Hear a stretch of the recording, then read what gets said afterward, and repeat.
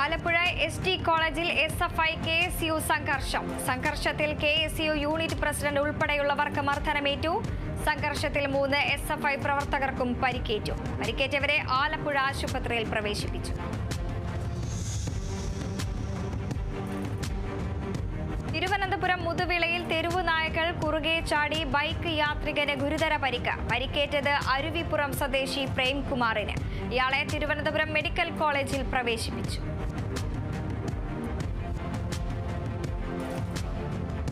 കൊല്ലം ചടയമംഗലത്ത് കിണറ്റിലെ മോട്ടോർ മോഷ്ടിച്ച കേസിലെ പ്രതി പിടിയിൽ. പിടിയിലായത് കടക്കൽ പുത്തൻ വീട്ടിൽ വിശാഖ്. കേസിലെ 1-ാം പ്രതിയെ മുൻപ് അറസ്റ്റ് ചെയ്തിരുന്നു.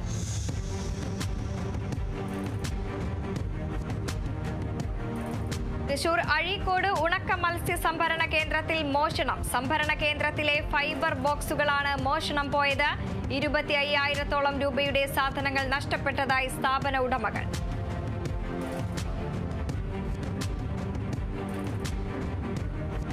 മലപ്പുറം വഴിക്കടവ് മണ്ണുച്ചീനി വനമേഖലയിൽ ഒരാഴ്ച പ്രായമുള്ള കാട്ടാനക്കുട്ടിയെ ചെരിഞ്ഞ നിലയിൽ കണ്ടെത്തി.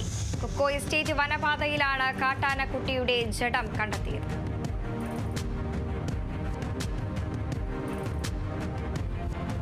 കൊല്ലത്ത് CPIM സംസ്ഥാന സമ്മേളനത്തിന്റെ മുന്നോടിയായി സെമിനാർ സംഘടിപ്പിച്ചു.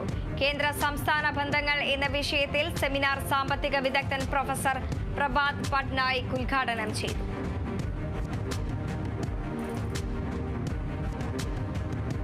മലപ്പുറം ഇരുമ്പിളിയം പഞ്ചായത്ത് 2025-2026 വാർഷിക പദ്ധതി രൂപീകരണത്തിന്റെ ഭാഗമായി വികസന സെമിനാർ സംഘടിപ്പിച്ചു. പഞ്ചായത്ത് പ്രസിഡന്റ് ഷഹനാസ് മാസ്റ്റർ ഉദ്ഘാടനം ചെയ്തു.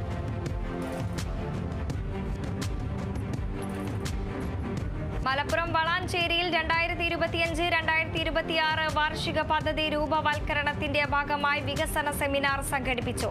നഗരസഭയിൽ നടന്ന സെമിനാർ നഗരസഭാ ചെയർമാൻ അഷ്റഫ് അമ്പലത്തിങ്ങൽ ഉദ്ഘാടനം ചെയ്തു.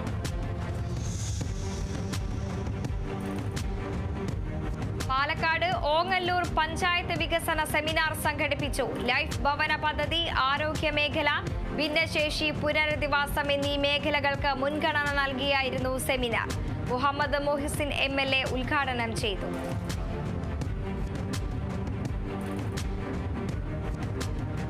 പാലക്കാട് ചാലിശ്ശേരിയിൽ GCC ക്ലബ്ബും മഹാത്മാ ചാരിറ്റബിൾ ട്രസ്റ്റും സംയുക്തമായി നടത്തുന്ന 2ാമത് അഖില Kerala sevens flood light football ടൂർണമെന്റിന് തുടക്കമായി. ടൂർണമെന്റ് മന്ത്രി MP രാജേഷ് ഉദ്ഘാടനം ചെയ്തു.